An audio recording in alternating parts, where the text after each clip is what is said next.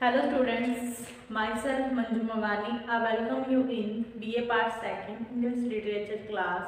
As you know that we are discussing here about your syllabus, about your poems, and previous video we discussed lengthy poem Robert Browning की एक lengthy problem थी रवि बन्नीचुरा को हमने complete किया है। इसके बाद हम जो है यूनिट 4 को स्टार्ट करने जा रहे हैं। आपकी जो यूनिट 4 है उसमें क्या है, पहले तो है लिटरेरी हिस्ट्री और नेक्स्ट आपका टॉपिक है लिटरेरी टर्म्स। आपने फर्स्ट ईयर में भी किया होगा। लिटरेरी हिस्ट्री में क्या होता है, जो भी आपके इंग्लिश जो लिटरेचर है वो कई पार्ट्स में डिवाइडेशन होता है अकॉर्डिंग टू ईरा, मतलब कि according to age, according to time उनको क्या है डिवाइडेशन किया हुआ है। उनकी कुछ करेक्टरिस्टिक्स जो उनके कुछ खूबियाँ हैं, करेक्टरिस्टिक्स हैं, उनके अकॉर्डिंग उन्हें क्या है अलग अलग किया गया है। तो आपके जो सिलेबस में है, आपका जो सेकेंड ईयर का सिलेबस है उसमें आपका जो 4th यूनिट है उसमें लिटरेरी हिस्ट्री में अगर हम बात करें तो आपकी Victorian poetry, modern poetry, poetic drama और द थिएटर ऑफ ऑब्जर्व और ड्रामा, चार जो है आपकी लिटरेरी हिस्ट्री में चार जो पीरियड हैं वो आपके ऐड है। तो हम क्या है आज जो हम स्टार्ट करने जा रहे हैं आपकी 4 यूनिट। इससे पहले हमने आपकी सेकंड यूनिट की पोइम की थी और 4 जो यूनिट है उसकी स्टार्टिंग करने जा रहे हैं आज हम, जिसमें हम लिटरेरी हिस्ट्री को पहले प्रेफरेंस देंगे, उनको डिस्कस करेंगे और उसके बाद हम क्या है आपके लिटरेचर में जो आपके लिटरेरी टर्म्स हैं 4 यूनिट में ही है वो भी आपके लिटरेरी टर्म्स, जैसे ड्रामेटिक मोनोलॉग है और इसके अलावा इसके इनस्केप है, स्प्रंग रिदम है, इंटरेस्ट है, वॉर पोइट्री है, बैलेड है, ब्लैंक वर्स है, फ्री वर्स है, इडलिस है, आर्मी है, इपिक है, हीरोइक कपलेट है और कंसीट है। तो ये क्या है आपके सिलेबस में जो है लिटरेरी टर्म्स है। इनको हम बाद में जो है अपनी अलग आगे की जो वीडियो है उसमें डिस्कस करने वाले हैं। तो स्टार्ट करते हैं हमारी आज की वीडियो। आज की जो वीडियो है वो हमारे विक्टोरियन पोइट्री के ऊपर है, मतलब हम इसमें क्या है विक्टोरियन पोइट्री जो है उसको स्टार्ट करने जा रहे हैं। विक्टोरियन पोइट्री जो विक्टोरियन पोइट्री है, जैसे कि ज़्यादातर क्या होता था इंग्लिश पीरियड को, इंग्लिश लिटरेचर के पीरियड को हम क्या थे अकॉर्डिंग टू मतलब जो रानी होती थी, जैसे विक्टोरियन एज है, इससे पहले क्या था मतलब एक एलिजाबेथन एज भी थी। तो वो क्या है जिनका शासन होता था, जिनकी रूल चलता था ब्रिटिश में, तो उन्हीं के ही नाम से उन्हीं के ही मतलब वो अब जो कंटेम्प्रेरी जो टाइम था, कंटेम्प्रेरी जो सिचुएशंस होती हैं उन्हीं के ऊपर क्या है राइटिंग होती है। ये बात मैंने आपको पहले भी बताई थी कि जो मतलब कि आज हाल ही में करंट में जो भी टॉपिक्स चल रहे होते हैं आपको क्या है उनके ऊपर ही जो है वो मैटर मिलता है, मतलब ज़्यादातर क्या है मैटर मिलता है हिस्ट्री के ऊपर, या तो हिस्ट्री के ऊपर होगा या तो करंट में जो चल रहा है उसी के ऊपर क्या है राइटिंग की जाती है। हम मतलब देख सकते हैं जैसे पहले की जो फिल्में होती थी वो किसके ऊपर होती, जब हम ज़्यादा पुरानी फिल्मों में जाते हैं तो वो घरेलू फिल्में में मतलब घरेलू होती थी, क्योंकि उस टाइम में जो लोग होते थे वो इसी टाइप के थे। उसके बाद जो है विलन वाली मूवी स्टार्ट हुई थी कि मूवीज़ जो थे विलन आते थे वो गोली बारूद वाली, तो उस टाइम पे वही सिचुएशन थी। और आज के जो टाइम में हम देखते हैं कि जो फिल्में मतलब जो मूवीज़ देखते हैं मूवीज़ में आता है तो ज़्यादातर क्या है किसी न किसी स्पेशल एक टॉपिक को लिया जाता है और उसको एक्सप्लेन किया जाता है। जैसे कि मतलब हम बात करें तो ये जन्मजात छुआछूत वाला जो है उसके ऊपर, या किसी भी बीमारी के ऊपर जो हाल ही में हमें क्या है अपने करंट में जो भी टाइम चल रहा होता है उसके अकॉर्डिंग ही क्या है हमारी जो इंटरटेनमेंट के जो भी सोर्स होते हैं जैसे मूवीज़ है, राइटिंग है, तो उनके ऊपर हमें इफेक्ट देखने के लिए मिल जाता है। तो वो नॉर्मल सी बात है कि जब हम पोइट्री मतलब पुरानी लिटरेचर हिस्ट्री के बारे में बात करेंगे तो लिटरेचर में भी यही होता है कि हाल ही में करंट में जो टॉपिक चल रहे थे, कंटेम्प्रेरी टाइम में जो हमारे इश्यूज जो होती हैं, चाहे वो सोशल में हो, सोसाइटी में हो, चाहे पॉलिटिक्स में हो, चाहे फैमिलीज़ में हो, और चाहे वर्ल्ड में हो, तो वो उनका जो इफेक्ट है वो लिटरेचर में हमें देखने के लिए मिल ही जाता है। तो वैसी ही बात है जो विक्टोरियन एज है। अब आप देखोगे जो विक्टोरियन जो एज है, विक्टोरियन टाइम जो विक्टोरियन क्वीन थी वो कब से थी, 1837 टू 1901, 1837 से 1901 के बीच में उसका शासनकाल था। तो इस एज की जो मतलब मानी जाती है, इस एज का टाइम पीरियड भी क्या है, 1837 टू 1901 माना जाता है। तो आपने देखा होगा कि आपने फ्रांसिस क्रांति का नाम सुना है। फ्रांसीसी क्रांति जो फ्रांस की रिवोल्यूशन था, उनको फ्रांस को आज़ाद कराने का 1889। तो ये जो 1889 है वो इसके बीच में ही आया, 1889 है। उसके बाद इंडस्ट्रियल जो रिवोल्यूशन आया था, पूर्ण जागरण आया था, वो भी इसी टाइम के बीच में आया था। तो उनका जो प्रभाव है, उनका जो इफेक्ट है वो हमें इसमें देखने के लिए मिल जाता है कि फ्रांसिस क्रांति के टाइम पे हमें पता चल रहा है कि जो लोग हैं वो डेमोक्रेटिक मतलब कि जो लोकतांत्रिक है, लोकतंत्र के तरफ क्या है ज़्यादा वो हो रहे थे। अपनी जो पावर्स हैं, उनकी जो पावर्स हैं, लिखने की पावर्स हैं या उनके जो खुद के राइट्स हैं, उनके प्रति वो ज़्यादा वो मतलब मैच्योर हो रहे थे, ज़्यादा उनको पता चल रहा था, जागरूक हो रहे थे वो।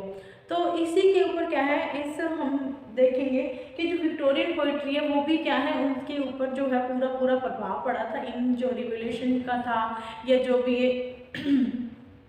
हुए थे, मतलब रिवोल्यूशन हुआ था या किसी भी तरीके के आंदोलन हुए थे, तो इनका प्रभाव जो है हमें पोइट्री में दिखने के लिए मिल जाता है। तो हम स्टार्ट करते हैं आज की क्लास के। हमारे क्या है, विक्टोरियन पोइट्री को हम जो है वो डिस्कस करने वाले हैं। पहले हम इसका ब्रीफ इंट्रोडक्शन देंगे, उसके बाद हम इसके कैरेक्टरिस्टिक्स देखेंगे कि इसमें क्या क्या खूबियाँ थी कि इस टाइम के अकॉर्डिंग, इस टाइम के दौरान, during this time what is the main जो टॉपिक होते थे, मेन जो मतलब थीम होती थी, मेन जो मतलब कहते थे आइडिया होता था, वो क्या होता था, और कौन कौन से जो पोइट थे। अब आपकी जो मतलब कि ये जो आपकी सिलेबस है, इसमें क्या है, विक्टोरियन एज के ही क्या है ज़्यादातर जो है पोइट हैं, जैसे टेनिसन देखा आपने, रॉबर्ट ब्राउनिंग है, J.M. हॉपकिंस है, मार्टिन एंड्रोल है।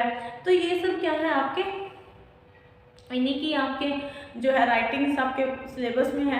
तो मीन्स क्या है कि आपकी जो सिलेबस में जो आपकी एज होती है उसी के अकॉर्डिंग ही क्या है आपको जो है वो पोइट देखने के लिए मिलते हैं, उनकी ही राइटिंग हम देखने के लिए मिलती है। अब आपने A.L. टेनिसन की जब पोएम रीड की थी लोटस ईटर्स लोटस के बारे में, तो उसमें क्या था, लोटस ईटर्स में क्या था कि वो जो होता है यूलिसिस होता है, जो वो क्या करता है, वो लोटस खाकर सोने का जो होता है वो बताता है वो किस तरह के उसमें सो जाता है। तो हमें पता चलता है कि उस टाइम पे जो लोग थे वो बहुत ही ज़्यादा काम करके थक चुके थे, अपनी लाइफ में बहुत ज़्यादा उन्होंने स्ट्रगल किया था। अब इतने सारे रिवोल्यूशन हुए थे, इतनी सारी क्रांतियाँ हुई थी, तो उनके कारण थकना तो उनका बनता ही है।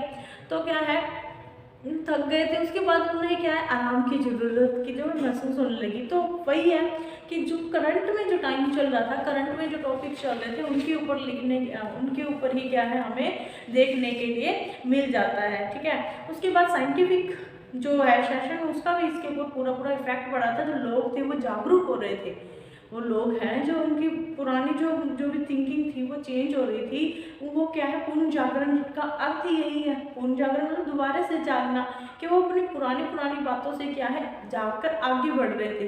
तो उनके ऊपर भी क्या है इफेक्ट पड़ रहा था। तो ये सारा जो इफेक्ट है वो लिटरेचर के थ्रू ही हो सकता था। तो लिटरेचर में हमें क्या है बहुत ही सारी नई चीज़ें ऐड करने के लिए मिली। और इसके ऊपर क्या था, रोमांटिसिज्म और मॉडर्न एज दोनों का इफेक्ट पड़ा हुआ है। जो विक्टोरियन एज है उसके ऊपर जो रोमांटिक एज थी और जो मॉडर्न एज है, दोनों का ही हमें क्या है थोड़ा सा इफेक्ट जो है वो देखने को मिल जाता है। तो स्टार्ट करते हैं। हम पहले इसके इंट्रोडक्शन को रीड करेंगे, मतलब कि जो है ये कहाँ से कैसे जो है वो बिलोंग करती है, क्या इसमें मेन बातें थी।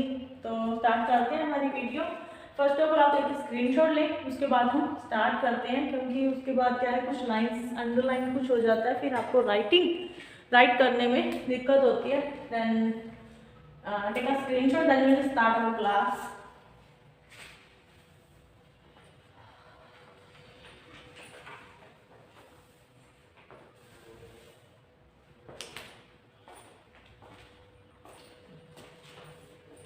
Okay. The Victorian age covers the events in the age of Queen Victoria's reign 1837 to 1901. It was an era of social unrest, economic turmoil, and political fermentation, witnessing some of the major events of human history, like Industrial Revolution, French Revolution, etc. The literature of Victorian age entered new period after the Romanticism and was followed by modernism or realism, as it is can also be called a fusion of romantic and realist style of writing. ठीक है, तो हम देखते हैं कि Victorian age है वो covers करती है कौन से इवेंट्स को, कौन से क्रियाकलापों को कवर करती है in the age of Queen Victoria, के क्वीन विक्टोरिया के शासन काल में जो भी इवेंट्स हुए थे उनको कवर करना का जो जिम्मा है या एक जो कवर है वो कौन कर रही है, हमारी विक्टोरियन एज कर रही है।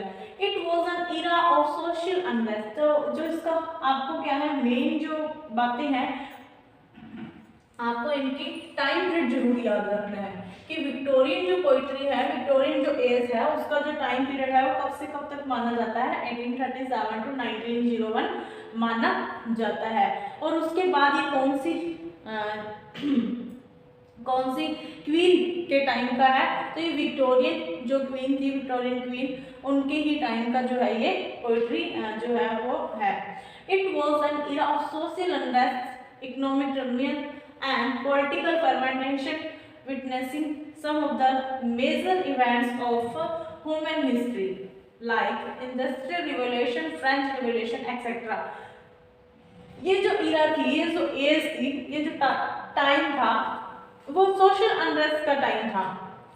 इस टाइम के दौरान जो क्या थी सोशल, हमारे जो सामाजिक क्या था उथल पुथल हुई थी, सारी जो समाज में क्या है हमें उथल पुथल देखने के लिए मिल रही थी। इकोनॉमिक टर्मोइल मतलब आर्थिक जो मतलब स्थिति थी वो भी क्या थी, लोगों की कमजोर हो चुकी थी, जो आर्थिक मतलब उसमें भी हमारे काफ़ी बदलाव आ रहे थे आर्थिक स्थितियों में। एंड पॉलिटिकल फर्मेंटेशन मतलब कि पॉलिटिकल राजनीतिक जो बदलाव था वो भी हमें इस टाइम में देखने के लिए मिल रहा था। Witnessing some of the major events of human history. तो ये क्या था, मेजर बहुत ही मेन जो इवेंट्स थे हमारी हिस्ट्री में, जो हमारी हिस्ट्री को क्या है एक नया मोड़ दिया, हमारे ह्यूमन बीइंग की जो भी हिस्ट्री है उसको फ्यूचर को एक मोड़, मतलब हिस्ट्री और फ्यूचर उनके बीच की जो अंतर है उसको डिफाइन, उसको अंतर को चेंज करने के लिए या एक नए संसार को, एक वर्ल्ड को क्या है एक नया लुक देने के लिए जो मेजर इवेंट्स थे, मेन हमारे जो इवेंट्स थे उनका क्या है कवर करती है विक्टोरियन एज। जैसे कि इंडस्ट्रियल रिवोल्यूशन, आपको भी पता है कि पूर्ण जागरण के बाद हमारे वर्ल्ड की जो मतलब हमारे वर्ल्ड है, ये जो एशिया है, तो चाहे वो वर्ल्ड की बात करें, चाहे एशिया की, चाहे भारत की, तो उसमें क्या है बहुत ही सारे हमें बदलाव देखने के लिए मिले थे। मशीनी युग का जो है वो स्टार्टिंग हम देखते हैं इंडस्ट्रियल रिवोल्यूशन के बाद ही माना जाता है। उसके बाद फ्रेंच रिवोल्यूशन जब फ्रांस को आज़ादी मिली थी उसके बाद जो वर्ल्ड है उनको क्या है कुछ वर्ल्ड के कुछ बहुत सारे देश, कुछ क्या बहुत सारे देश है, उनके कुछ भी कह सकते हैं कि देशों को भी क्या है अपनी आज़ादी, अपने मतलब जो बात है मतलब अपने कुछ अधिकार हैं उनकी जो है वो जान पहचान मिली थी। तो ये जो चीज़ें हैं ये मेजर इवेंट्स हैं हमारी ह्यूमन बीइंग की, जो ह्यूमन पर्सन है ह्यूमन की हिस्ट्री के लिए, हमारे मानव जो इतिहास है उसमें ये मेन जो है इवेंट्स थे, मेन हमारे कितने थे। तो इसी के कारण जो सोशल अनरेस्ट फैला था, इकोनॉमिक टर्मोइल हुआ था और जो पॉलिटिकल चेंजेस हो रहे थे उन सब की जो एज थी वो कौन सी एज थी, विक्टोरियन एज थी।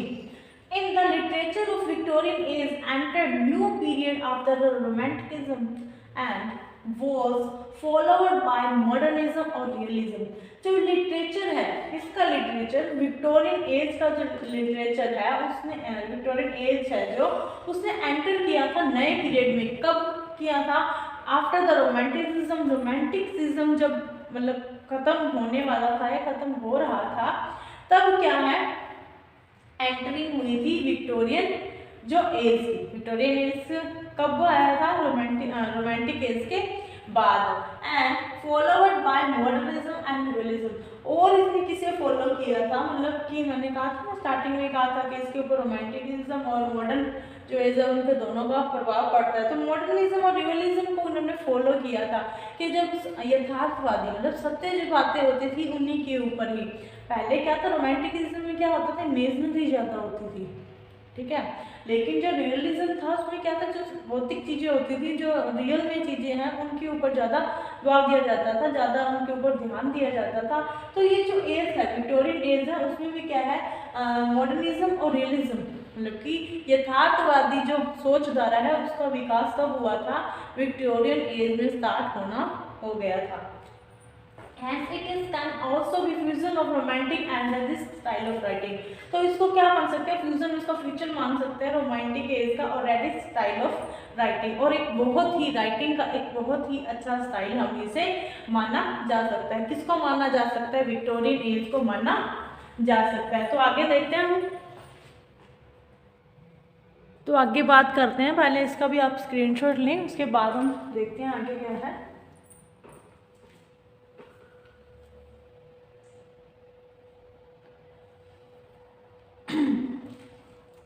तो the Victorian age produced by two great poets, Alfred Lord Tennyson and Robert Browning, two factors profoundly affected and literature of this age: the germination of seeds of democratic ideals and emergences of a scientific outlook.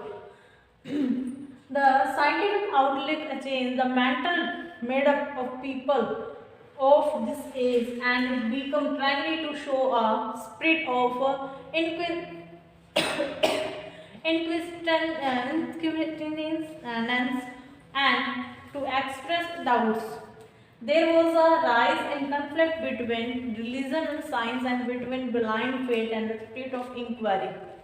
तो देखते हैं, तो उधर Victorian age, इस मतलब यदि भी हम बात करेंगे जो विक्टोरियन एज है वो किसके द्वारा प्रोड्यूस हुई थी? दो मेन जो पोइट थे, ग्रेट पोइट्स थे, Alfred Lord Tennyson and Robert browning. ये क्या थे? इस एज के जो है मेन हम पोइट मान सकते हैं, प्रोड्यूसर मान सकते हैं कि इस एज के प्रवक्ता जो थे वो कौन थे? अल्फ्रेड लॉर्ड टेनिसन और रॉबर्ट ब्राउनिंग, जिन्होंने क्या किया था? टू फैक्टर प्रोफाउंडली अफेक्टेड, जो ये फैक्टर्स हैं ये प्रोफाउंडली अफेक्टेड थे, बहुत ही ज़्यादा इनके ऊपर प्रभाव पड़ा था।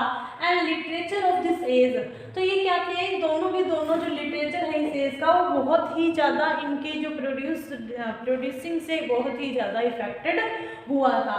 The germination of seeds of democratic ideals के इस टाइम के दौरान, इस एज के दौरान क्या हुआ था कि जर्मिनेशन मतलब कि मतलब बीज बोना, बीज उगना, या हम कहते हैं ना बीज का फूटना, जो जर्मिनेशन था बीज पड़ गया था। किसका बीज पड़ गया था? डेमोक्रेटिक का। तो देखा था ना पहले हमने देखा था कि फ्रांसिस से जो रिवोल्यूशन है वो इसी टाइम के दौरान हुआ था। जो सीड्स थे किसके? डेमोक्रेटिक के, मतलब कि जो लोकतंत्र के, डेमोक्रेटिक का मीन्स क्या होता है? लोकतंत्र। जो लोकतंत्र के जो विचार थे, विचारधारा थी, उनके जो बीज है और इमरजेंसीज ऑफ साइंटिफिक आउटलुक के मतलब तत्कालीन, कहते हैं ना इमरजेंसी का मतलब कि तत्कालीन जो साइंटिफिक आउटलुक था, जो वैज्ञानिक दृष्टिकोण था, उनकी जो सीड्स हैं उनके जो इफेक्ट है वो हमें क्या है इस एज में देखने के लिए मिलते हैं। The scientific outlook change the mental made up of people of this age. तो जो साइंटिफिक आउटलुक था, जो वैज्ञानिक दृष्टिकोण था, वो क्या था? मेंटल मेडअप, तो लोगों की जो पुरानी सोचधारा थी, जो पुरानी विचारधारा थी, किनकी लोगों की जो पहले से सोच रहे थे, उनको क्या है मेडअप किया था, उनको चेंज किया था। जो पुरानी सोच बनाई हुई थी लोगों ने अपने दिमाग में, उनको इस टाइम के दौरान, इस एज के दौरान क्या है चेंज करने की क्या है हम देखते हैं कि मतलब की गई थी, जरूरत महसूस की गई थी कि जो लोग हैं उनकी जो पुरानी कहते हैं रूढ़िवादी जो विचारधारा थी उनको चेंज करने का जो मतलब आइडिया है वो हमें क्या है इस एज के दौरान मिला था। and it become trendy to show a spirit of intelligence and to express doubts। तो क्या था ये जो ट्रेंड बन गया था, क्या ट्रेंड बन गया था, इनक्विजिटिवनेस मतलब कि स्पिरिट ऑफ जागरूक होने की जो आत्मा थी उनको जागरूक करने की जो ट्रेंड बन गया था, और एक्सप्रेस डाउट के अपने जो डाउट्स हैं कि हमारे अंदर कुछ भी डाउट्स हैं कि ये कैसे हुआ, ये कैसे हुआ, ये क्या हुआ, तो मतलब जो क्यों है, मतलब डाउट्स को एक्सप्रेस करने का, अपने जो डाउट्स है उनको शो करने का जो ट्रेंड था वो कब आ गया था, इस सीरीज के दौरान ही हमें देखने के लिए मिलता है। देयर वॉज अ राइज, यहाँ पर उदय हुआ था, राइज हुआ था, किसका उदय, क्या राइज हुआ था, in conflict between religion and science. यहाँ पर इस टाइम के ड्यूरिंग हमें रिलीजन मतलब धर्म और साइंस धर्म और जो हमारे विज्ञान है उसके बीच का जो द्वंद्व है वो उभर कर आया था। कब उभर के आया था, in the during Victorian age. Victorian age में साइंस और जो धर्म है वो क्या है, आपस के जो द्वंद्व है वो उनको ज्यादा उभर कर आए थे हमारे सामने। एंड बिटवीन, और बीच में, किसके बीच में, blind faith and spirit of inquiry के ब्लाइंड फेथ अंधविश्वास, जो अंधविश्वास था, ब्लाइंड अंधविश्वास और स्पिरिट ऑफ इंक्वायरी के जो जिज्ञासा की जो आत्मा थी उनके बीच का जो द्वंद्व था, उनके बीच का जो मतलब कटाव वगैरह कह सकते हैं हम, बीच का जो डिफरेंस है वो कौन सी एज में हमारे सामने आया था, विक्टोरियन एज के में हमारे सामने आया था। तो मतलब कुल मिलाकर हम बात करें विक्टोरियन एज के बारे में, जो विक्टोरियन एज है वो क्या है, हम एक तरीके से जागरूक करने वाली एज भी मान सकते हैं, क्योंकि जो लोगों की जो पुरानी विचारधारा थी, जो रूढ़िवादिता थी, उनको दूर करने का जो प्रयास है वो विक्टोरियन एज में किया गया था। जो लोग थे बहुत टाइम से अपने दिमाग में उन्होंने पुरानी बातों को भर रखा था, पुरानी मतलब जो थिंकिंग्स थी उनकी, उनको अपने दिमाग में बैठा रखा था, उनको दूर करने के लिए जो साहित्य में, चाहे वो हिंदी साहित्य हो चाहे लिटरेचर, किसी भी लैंग्वेज का लिटरेचर हो, उसके अंदर क्या है हमें यही मिलता है कि उनकी जो रूढ़िवादिता उनको दूर किया गया था। तो इंग्लिश लिटरेचर में क्या था, ये टाइम जो है वो बहुत ही कॉन्फ्लिक्ट वाला माना गया था। जो धर्म और जो साइंस को मानने वाले हैं दोनों के बीच का जो कॉन्फ्लिक्ट है वो हमें देखने के लिए मिलता था। उसको दूर करने के लिए जो पोइट है वो अपनी राइटिंग में ज़्यादा क्या कर रहे थे, पोइट अपनी पोएम्स में यही मतलब मिला था। जैसे कि हम बात करते हैं ना, रविमान इजरा हमने करंट में ही रीड किया था, तो उसमें भी क्या था, वो क्या कहते हैं कि तुम्हारे क्या है, भगवान को खुश करना है। तो इस तरीके अंधविश्वास को छोड़कर रियलिज्म, जो रियलिटी जो चीज़ें हैं, रियलिज्म और मॉडर्न जो एज है, मॉडर्निज्म है कि आधुनिकता है, उसके ऊपर ज़्यादा ध्यान देने के लिए लोगों को फोर्स किया गया था। लोगों के दिमाग से पुरानी विचारधाराओं को निकालने का प्रयास जो है वो विक्टोरियन एज के दौरान किया गया था। तो आज की क्लास में हम बस इंट्रोडक्शन रीड करेंगे। नेक्स्ट की क्लास में हम इसके कुछ पॉइंट को डिस्कस करेंगे और इसके जो कैरेक्टरिस्टिक्स हैं, मतलब इसकी जो विशेषताएं हैं उनको डिस्कस करेंगे और मिलते हैं अपनी नेक्स्ट वीडियो में। तब तक आप घर पर रहिए, सुरक्षित रहिए, पढ़ते रहिए और नोट्स बनाते रहिए। Thank you.